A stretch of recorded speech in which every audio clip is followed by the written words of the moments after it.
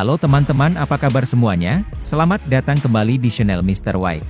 Di video kali ini saya akan menceritakan alur film yang masih berasal dari perfilman Tamil, yaitu Bhairava. Film yang rilis tahun 2017 ini dibintangi oleh aktor favorit banyak orang yang aktingnya sangat memukau di setiap film, yaitu Vijay. Film ini sendiri bercerita seputar dunia kedokteran, tepatnya mahasiswa yang ingin menjadi dokter. Demi cita-cita yang dalam tanda kutip mulia itu, mereka berusaha masuk ke kampus pemerintah, yang notabene adalah kampus favorit semua orang. Bagi yang berduit, mereka akan mudah saja masuk ke sana, karena tinggal menyuap orang dalam. Sementara yang miskin, biarpun nilai mereka di atas rata-rata, mereka tetap tidak akan bisa masuk, dan sebagai alternatifnya, mereka akan menjual semua harta bendanya untuk masuk ke kampus swasta. Sialnya, kampus yang seharusnya membuat mereka menjadi dokter, malah menghancurkan impian mereka itu, bahkan ada yang sampai diperkaos dan kemudian dibunuh. Gak perlu lama-lama lagi, ini dia alur ceritanya. Cerita film ini diawali oleh si aktor utama, yang sedang bersepeda santai di pagi hari, yaitu Bhairava. Bhairava merupakan seorang pria parubaya, yang tinggal bersama temannya Shanmugam, dan pekerjaannya adalah debt collector di sebuah bank. Kalau dia sudah menagih hutang ke nasabah, tidak ada yang namanya gagal alias selalu berhasil. Karena hal ini, dia pun sangat disegani oleh rekan kantornya, bahkan atasannya yang bernama Venka, sudah menganggap dia seperti anaknya sendiri. Pada suatu hari, Venka mengalami masalah dengan salah satu nasabahnya yaitu Kumar, yang tidak mau bayar hutang 1,5 miliar rupiah. Jika uang itu tidak dibayar sampai besok, maka Venka akan dipecat dari pekerjaannya. Bahkan yang lebih parah, pernikahan putrinya yang akan berlangsung bulan depan, dipastikan akan dibatalkan. Sebenarnya hutang itu sudah dibayar, tapi dibayar dengan kardus. Loh kok bisa begitu? Jadi beberapa hari lalu, Kumar menyuruh Venka datang ke tempatnya untuk bayar hutang. Mendengar itu Venka pun langsung senang, dan kemudian secepatnya datang ke sana. Di sana dia sudah ditunggu Kumar yang lagi main kriket, bersama anggotanya yang wajahnya kayak mau makan orang. Mereka kemudian duduk bersama, dan Kumar lalu menyuruh anggotanya membawa tas berisi uang. Disinilah kecurangan dilakukan sama si Kumar. Di saat Venka ingin menghitung uang itu, Kumar langsung melarangnya, dan menyuruh anggotanya untuk membawa tas itu lagi. Bodohnya si Venka, dia memohon agar tas itu tidak dibawa, dan percaya tas itu penuh dengan uang. Venka kemudian menandatangani beberapa dokumen, yang mengatakan kalau hutang itu sudah lunas. Di saat dia ingin membawa uangnya, dia kebingungan kenapa tasnya sangat ringan. Setelah dicek, memang benar di atas ada uang, tapi di bawahnya, ternyata berisi kardus yang menyerupai batu bata.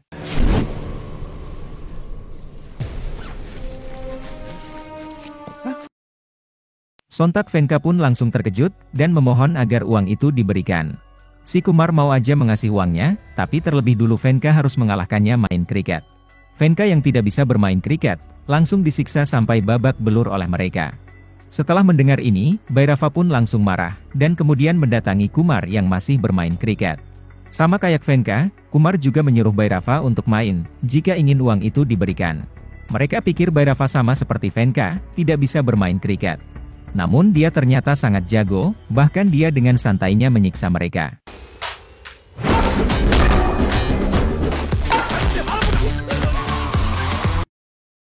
Dari banyaknya anggota Kumar yang disiksa, ada satu orang yang kelakuannya sangat kocak, sehingga Bhairava tidak tega untuk menyiksanya.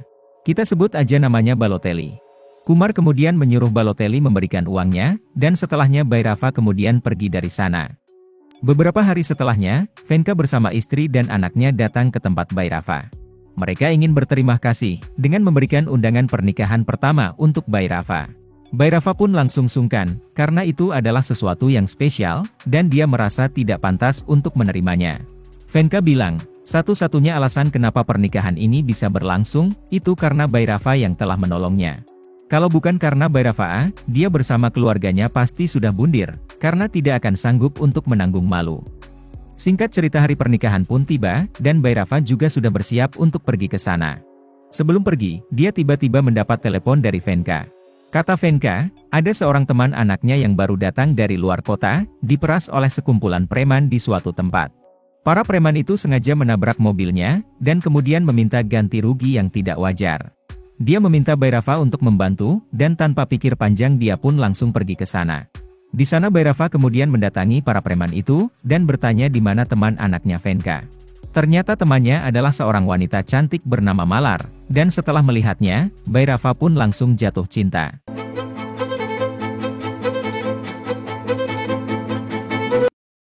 Bhairava kemudian mengajak Malar untuk pergi, tapi langsung dihalangi oleh mereka.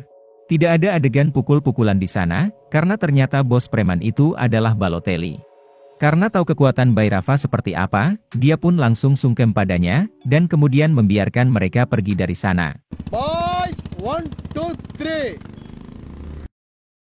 Bhairava kemudian mengantar Malar ke pesta pernikahan, dan di sana dia terus merayunya tanpa peduli orang di sekitarnya. Singkat cerita, pesta pernikahan itu pun selesai, dan keesokannya Bhairava berniat untuk menembak Malar. Sayangnya Malar pada saat itu sedang menuju ke terminal bus, untuk kembali ke kota tempat tinggalnya. Bhairava kemudian mengejarnya menggunakan motor, dan tidak lupa dia juga membawa bunga untuk menembak Malar. Pada saat di jalan, dia tidak sengaja bertemu dengan Malar, dan pada saat dia mau mendatanginya, ada seorang pria bernama Charan, keluar dari mobil ingin memberikannya bunga. Sontak Bhairava pun langsung kecewa, karena berpikir itu adalah pacarnya Malar. Dia kemudian mau pergi, tapi tiba-tiba ada sekumpulan preman yang datang. Tanpa diduga-duga, salah satunya langsung membacok tangannya Charan.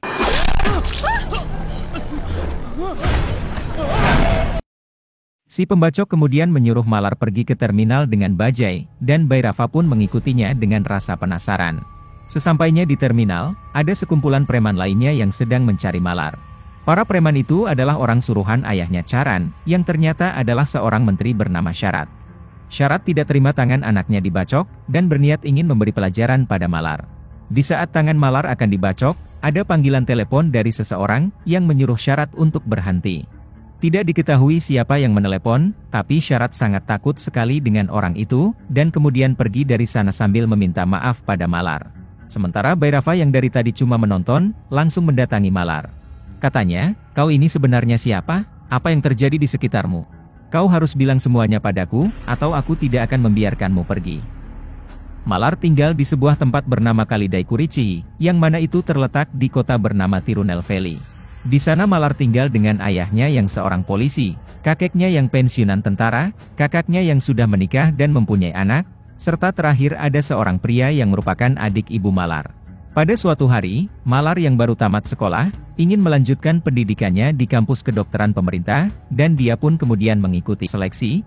Di sini ada 3 kampus pemerintah yang membuka seleksi, dan ketiga kampus itu terletak di beberapa daerah. Dengan modal nilai SMA yang tinggi, dia pun mengikuti tes bersama ribuan peserta lainnya.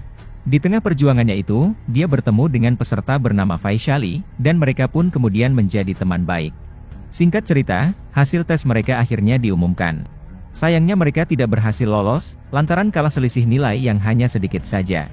Sebenarnya bukan karena itu, tapi karena siswa yang lolos menyuap pihak kampus, agar mereka bisa kuliah di sana. Suapan mereka pun tidak sedikit, ada yang puluhan juta bahkan ada yang ratusan juta, tergantung program studi yang mereka pilih. Mendengar hasil pengumuman itu, mereka berdua pun langsung bersedih. Malar bisa sedikit bersenyum, karena keluarganya sangat berkecukupan, dan ayahnya menyuruh Malar untuk masuk ke kampus swasta. Sementara Vaishali yang dari keluarga sederhana, langsung bersedih sambil menangis, karena impiannya menjadi dokter pasti tidak akan tercapai. Ayah dan ibunya kemudian bilang, "Kamu jangan berkecil hati. Ayah dan ibu bisa menjual rumah kita. Kamu kuliah saja dengan sungguh-sungguh, dan gapailah impianmu untuk menjadi seorang dokter." Awalnya Vaishali menolak, karena itu akan menyusahkan orang tuanya. Namun Malar kemudian meyakinkannya, sehingga dia kemudian setuju. Di sini sistemnya sedikit berbeda. Mereka tidak bisa memilih mau ke kampus swasta yang mana. Mereka hanya mendaftar ke panitia, dan menunggu pengumuman akan ditempatkan di kampus mana. Kebetulan, Malar dan Vaishali masuk ke kampus yang sama, yaitu Pike Medical College, yang kebetulan juga berada di kota Tirunelveli. Mereka berdua pun langsung senang, dan kemudian datang ke sana untuk melakukan pembayaran sekalian melihat kampus itu. Sesampainya di sana, mereka langsung dibuat kebingungan. Ternyata banyak hal yang di luar ekspektasi, alias mereka merasa dibohongi. Mulai dari gedung kampus, kelas, dan asrama yang masih dalam pengerjaan, lalu fasilitas yang sama sekali tidak memadai, kemudian para dosen yang dalam tanda kutip tidak terlihat seperti dosen, dan yang paling mengejutkan, adalah biaya yang diminta oleh pihak kampus. Awalnya para peserta diberitahu hanya membayar 49 juta saja, Tapi mereka malah disuruh bayar 117 juta, dan itu hanya untuk awalannya saja. Hal ini pun kemudian menjadi pembicaraan para orang tua, karena tidak menyangka kampus anaknya akan seperti itu. Mereka kemudian diberitahu siapa pemilik kampus itu, yang ternyata adalah seorang bandit besar bernama Pike. Dulunya Pike adalah penjual daging, yang nyambi menjadi seorang pembunuh bayaran. Dia sangat ditakuti oleh banyak orang, karena pernah membunuh menteri pada siang hari.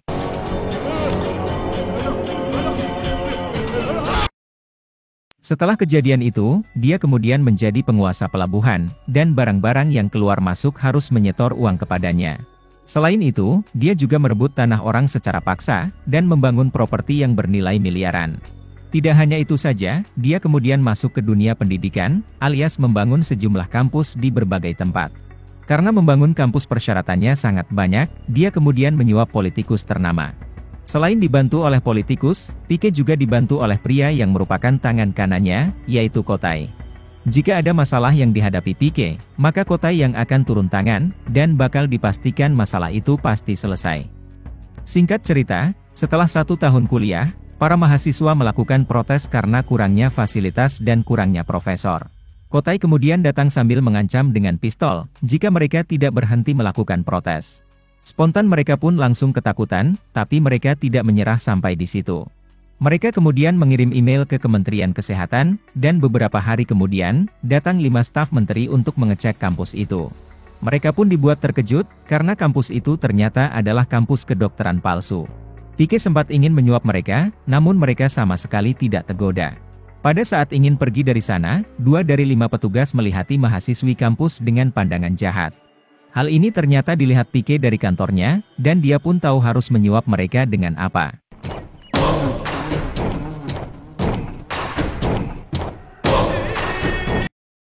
Pada malam harinya, Kotai menemui kedua orang itu, dan langsung menyodorkan foto-foto mahasiswi kampus. Mereka disuruh milih mau yang mana, dan Kotai dalam tanda kutip akan menyediakannya. Awalnya mereka memilih Malar, namun karena Malar saat itu sedang sakit, mereka kemudian memilih Vaishali. Adapun cara Kotai membawa Vaishali pada mereka, adalah dengan meminta bantuan penjaga asrama wanita. Dia bilang pada Vaishali ada yang memerlukan donor darah, dan darah Vaishali yang cocok untuk orang itu. Pada saat Vaishali akan dibawa, Malar melihat dari asrama sambil mencoba untuk memanggilnya. Dia kemudian coba untuk menelepon juga, tapi HP temannya itu sudah tidak aktif lagi. Keesokan harinya Malar mendapat telepon, dan betapa terkejutnya dia, setelah diberitahu kalau Vaishali udah meninggal. Dia ditemukan di bawah jembatan, dalam kondisi yang udah dipenuhi banyak lalat. Ternyata mereka tidak hanya memperkosa saja, tapi mereka juga membunuh wanita cantik itu.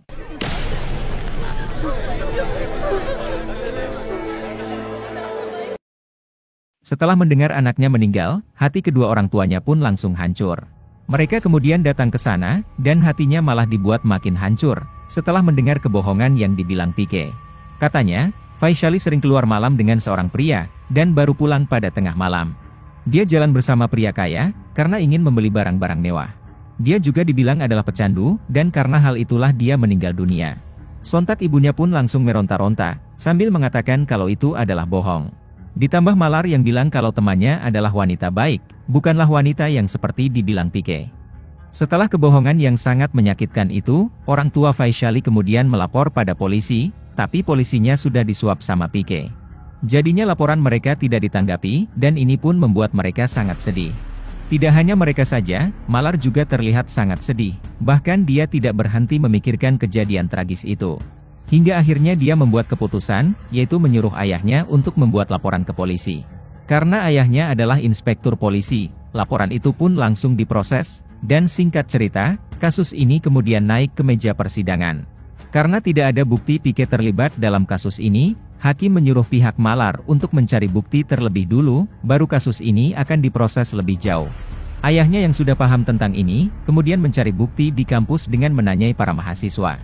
Namun sayangnya, Pike menyuruh Kotai untuk membunuh ayahnya Malar, dengan cara menabraknya memakai truk. Gak cukup sampai di situ, Pike kemudian datang ke rumahnya Malar, bilang kalau dialah yang membunuh ayahnya Malar.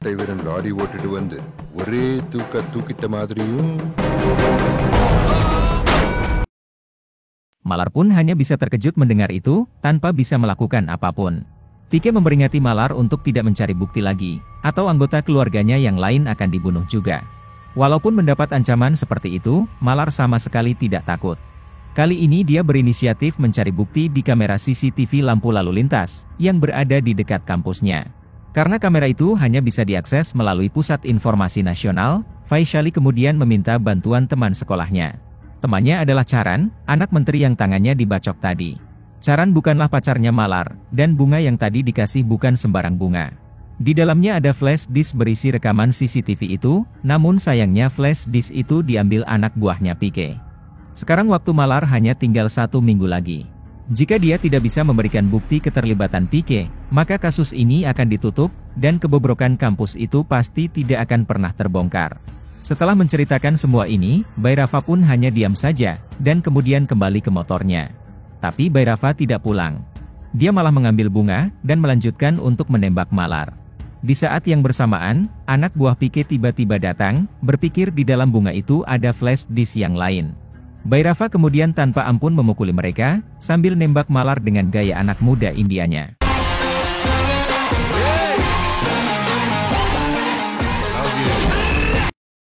Setelah puas memukuli mereka, Bhairava kemudian mendapat telepon dari Pike. Bhairava langsung memaki Pike, dengan bahasa yang bikin telinga Pike panas. Dia kemudian bilang akan mendatangi Bhairava, dan akan mencincangnya sampai kecil-kecil. Kata Bhairava, "Gak usah repot-repot menemui aku. Besok jam 11 tepat aku akan datang ke rumahmu, dan kita lihat bagaimana ketangguhanmu menghadapi aku." Singkat cerita keesokan harinya, Pike duduk di depan pintu rumah nungguin Bhairava. Dia sangat penasaran, siapa orang yang sudah memukuli anak buahnya, dan berani memakinya melalui telepon. 2 menit sebelum jam 11, salah satu anggotanya memberitahu, bahwa ada banyak poster Pike ditempel di seluruh kota, dan juga ada di sekitar rumahnya. Sontak Pike pun langsung terkejut, karena poster itu berisi tentang dirinya yang akan bermain film. Belum selesai dengan kejutan itu, jam 11 tepat Bhairava datang dengan menyamar sebagai petugas pajak, bersama dengan teman-teman kantornya. Katanya, Pike tidak membayar pajak atas poster tadi, sehingga rumahnya harus dilakukan penggeledahan. Rencana Bhairava ini hampir saja gagal, karena ada salah satu preman tadi melihatnya. Namun Bhairava langsung memukulinya, dan menyuruh anggotanya untuk mengunci preman itu di kamar mandi. Setelah itu dia pun masuk ke dalam rumah, mencari barang berharga yang disembunyikan Pike. Pike ini ternyata sangat licik, karena dia menaruh barangnya di tempat yang sangat tersembunyi. Mulai dari di belakang foto, lalu di dalam saluran air, dan yang paling licik, dia menyembunyikan di dalam beberapa tabung gas. Dari penggeledahan itu, Bhairava berhasil menyita uang, emas, CD, flash disk, dan dokumen rahasia mengenai kejahatan Pike, termasuk kejahatan penyuapan dalam membangun kampus. Itu artinya, barang-barang itu bisa dijadikan bukti untuk mengalahkan Pike di persidangan. Bhairava kemudian cabut dari sana, tanpa sedikit pun dicurigai kalau dia petugas pajak palsu. Anak buah Pike yang dikunci tadi, kemudian dibukain pintunya sama mereka. Dia pun langsung bilang, kalau orang itu adalah yang memaki Pike di telepon. Sontak Pike pun langsung terkejut, namun mereka gak bisa mengejar karena Bhairava udah jauh.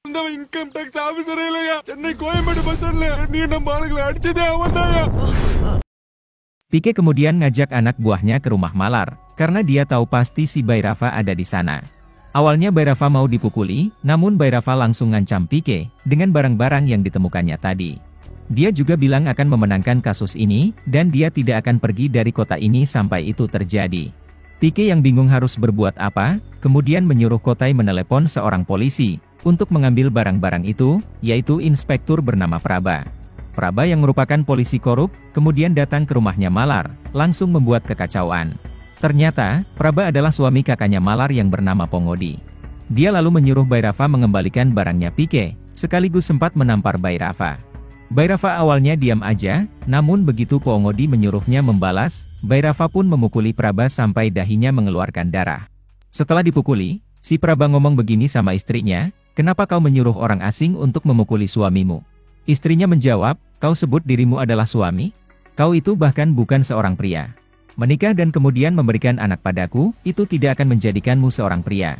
Bhairava dan Malar baru bertemu kurang lebih 24 jam, namun Bhairava bersedia membantu masalah Malar, padahal nyawanya yang jadi taruhan. Orang seperti itulah yang baru bisa dianggap sebagai seorang pria. Seketika wajah Praba langsung pucat, setelah mendengar perkataan itu. Mulai dari saat itu, Praba langsung berhenti menjadi polisi korup, dan kemudian membawa istri serta anaknya untuk pulang ke rumahnya. Setelah kejadian itu, Bhairava dan Malar pergi ke kantor pengacara mereka, untuk memberikan bukti yang didapat tadi. Saat di tengah perjalanan, Bhairava disuruh menemui seorang pria yang ternyata adalah Kotai. Kotai pikir si Bhairava ini adalah pria mental tempe, digertak pakai pistol bisa langsung takut. Namun Kotai langsung terkejut, ketika Bhairava merebut pistolnya, dan kemudian mengeluarkan semua isi peluru. Katanya, dia gak perlu 6 peluru untuk membunuh Kotai, dia cuma butuh 1 peluru saja.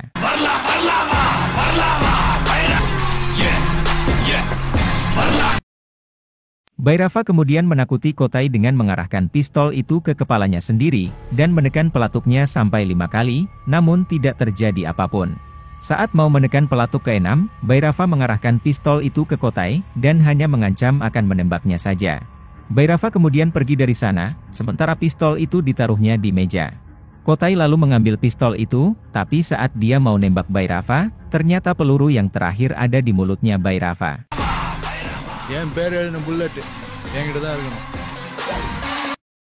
Singkat cerita, hari yang ditunggu pun tiba yaitu hari persidangan. Mereka sangat yakin bisa menang, karena bukti yang sudah didapatkan tadi. Sayangnya, mereka diberitahu kalau pengacara belum datang, padahal sidang akan segera dimulai. Malar lalu mencoba menelepon pengacaranya, namun HP-nya tidak aktif.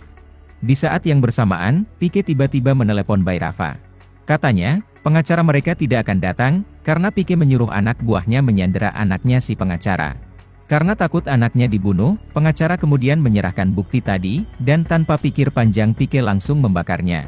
Sontak hal ini pun membuat mereka panik, apalagi saat di persidangan mereka dimarahi sama hakim. Hakim menganggap mereka bermain-main dengan kasus ini, karena tidak bisa memberikan saksi ataupun bukti.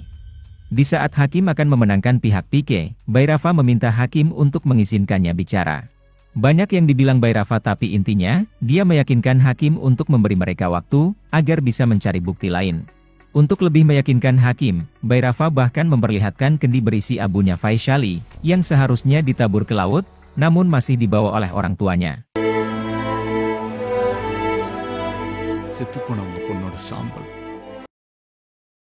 Hanya 5 hari saja yang diberikan oleh hakim. Jika mereka tidak bisa memberikan bukti dalam 5 hari, maka persidangan ini akan dimenangkan oleh Pike. Setelah persidangan, ada sesuatu yang tidak diduga-duga terjadi. Ada beberapa anggotanya Pike, yang melempar bungkusan bensin ke badannya Bhairava, alias mau membakarnya. Bhairava kemudian lari, menuju pom bensin yang kebetulan miliknya Pike.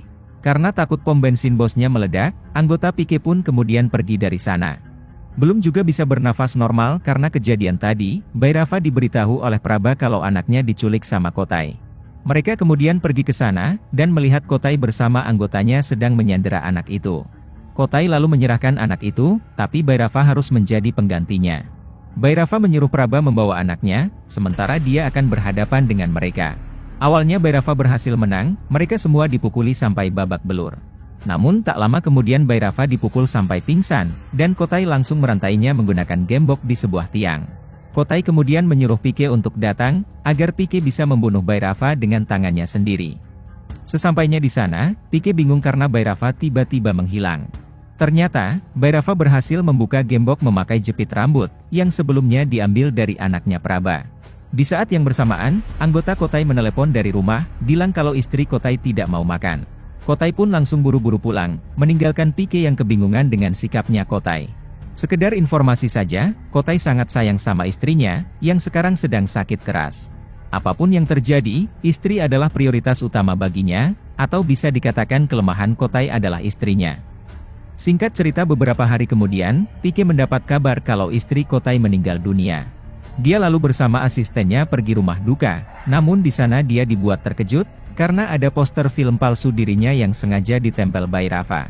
Panik melihat itu, dia kemudian mengalami asma, yang memang sudah dideritanya selama ini. Asistennya lalu memberikan inhaler, namun dia malah ketawa-ketawa setelah memakai itu. Ternyata, inhaler itu sudah diganti dengan gas ketawa, yang dibuat oleh Malar. Bhairava menyuruh Shanmugan untuk menukarnya, dan sekarang Pike pun ketawa-ketawa di tempat orang meninggal. Alhasil, Kotai dan orang-orang di sana langsung marah, bahkan mereka mau memukuli Pike. Karena tidak mau ada masalah, Kotai kemudian mengusir dia dari sana, dan mulai dari saat itu, Kotai pun bermusuhan dengan Pike. Di saat Pique mau pergi, dia berpapasan dengan Bairafa, yang pura-pura berduka untuk mengambil simpati Kotai. Bairafa sengaja mengadu domba Pique dan Kotai, agar Kotai bisa menjadi temannya, dan nantinya Kotai akan memberitahu kebusukan Pique di pengadilan. Rencana Bairafa sampai sejauh ini berhasil, tapi 2 hari sebelum persidangan digelar, Pique dengan kejinya membunuh Kotai dengan pisau daging.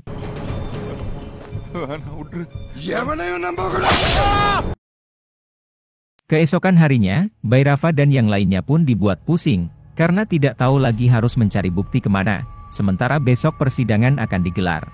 Hingga tak lama kemudian, Bairafa mendapat ide yang sangat jenius.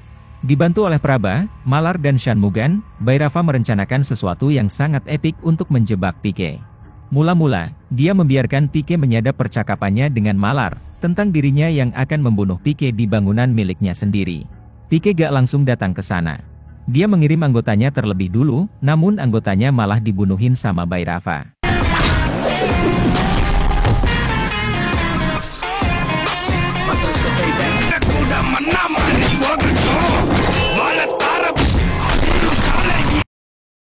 Tak lama Pique pun datang ke sana, dan terkejut melihat para anggotanya sudah meninggal. Dia kemudian dibuat makin terkejut, setelah melihat ada beberapa laptop di sebuah ruangan, lalu ada teropong, kemudian sniper diletakkan di jendela mengarah ke jalan, dan terakhir Bairafa yang tiba-tiba muncul. Kata Bairafa, dia sengaja meletakkan semua barang itu, untuk menjebak Pique akan membunuh Perdana Menteri. Kebetulan, Perdana Menteri akan lewat depan bangunan itu, dan Bairafa pun sudah memberitahu ini pada polisi. Mendengar itu seketika Pique pun langsung panik. Dia kemudian dibuat makin panik, setelah muncul pasukan khusus militer India untuk menangkapnya. Karena udah sangat marah dan terdesak, Pique kemudian mencoba untuk menembak Bairafa. Tembakan ini didengar oleh pasukan itu, dan tak lama mereka berhasil menemukan Pique, namun tidak dengan Bairafa. Pique menyuruh mereka mencari Bairafa, namun Bairafa malah menyamar menjadi salah satu anggota pasukan itu. Pique yang tahu itu adalah Bairafa, kemudian mencoba untuk menembaknya, tapi malah dia yang ditembak sampai meninggal.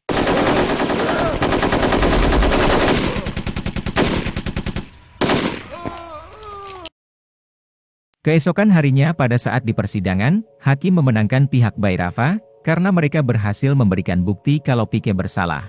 Bukti itu sendiri mereka dapatkan dari kesaksian asisten Pique, dan juga penjaga asrama wanita tadi. Selain itu, pihak polisi juga menangkap 2 staf Kementerian Kesehatan, yang tadi melakukan hal bejat pada Vaishali. Scene film ini kemudian ditutup, oleh para mahasiswa yang menyambut meriah kemenangan ini, bahkan masyarakat pun juga ikut merayakannya. Thank you. Jadi itulah alur cerita film India yang berjudul Bairafa. Jika ada pertanyaan seputar film ini, kalian bisa tanya di kolom komentar. Bagi yang mau request film, kalian juga bisa tulis di kolom komentar. Sampai di sini dulu videonya, dan sampai jumpa lagi di video-video selanjutnya. Terima kasih sudah menonton.